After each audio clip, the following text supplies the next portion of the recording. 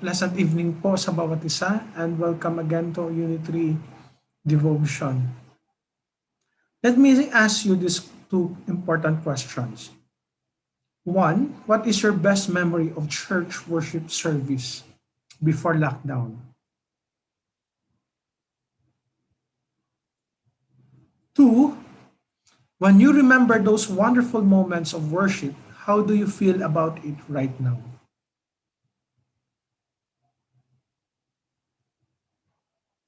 Maybe, maybe you're feeling sad.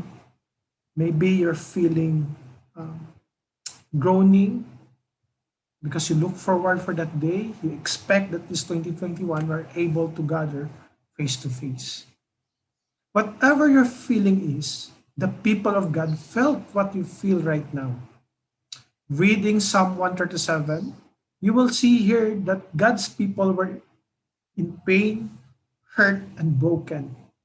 For they themselves were in a far place from Zion, their place of worship. At this moment of time, they were 1,000 kilometers east of Jerusalem because they were taken captives and prisoners in 586 BC. Let me read to you Psalm 137 verses 1 to 3.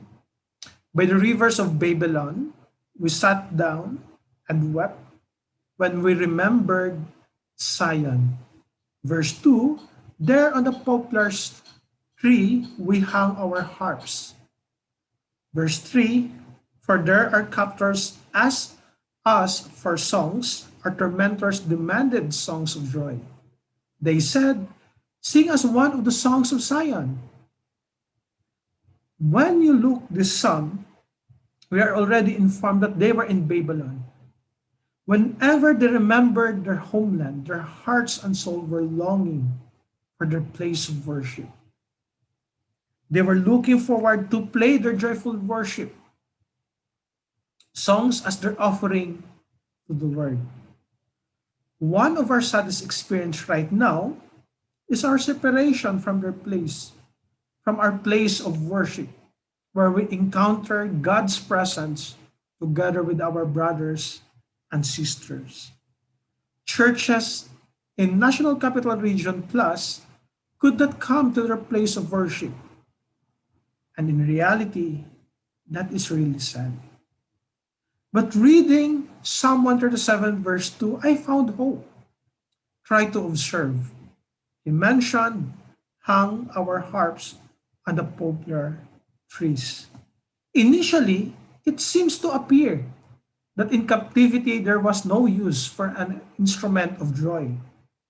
There were harps that they had played joyfully in their temple.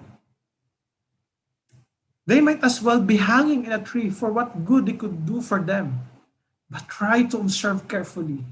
The psalmist didn't say they're destroying their harps or throwing them on fire. Instead, they just simply hang them in the poplar trees.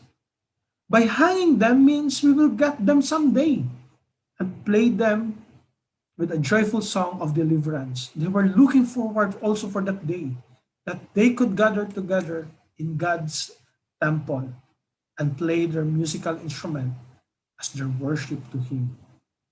Also, it means that all things are just temporary. For the meantime, let us enjoy the continued privilege of worshiping the Lord. Our online worship is not inferior to our physical gathering.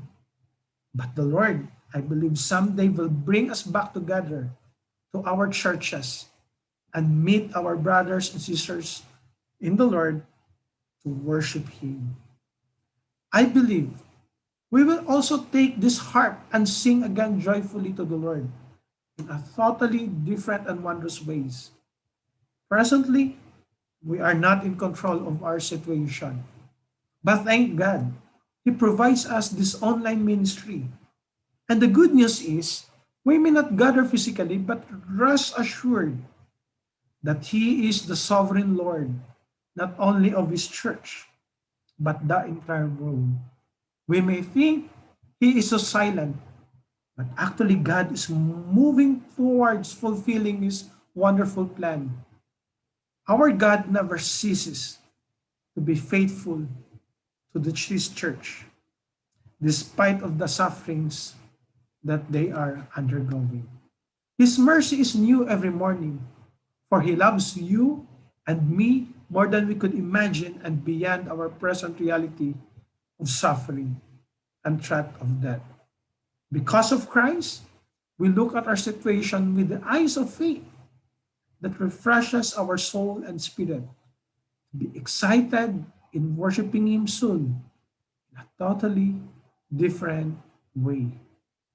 Tonight, I pray that you and I are also longing for that day to happen where we are going to take back the harp and play it again joyfully to the Lord in our churches. Good evening po sa bawat isa.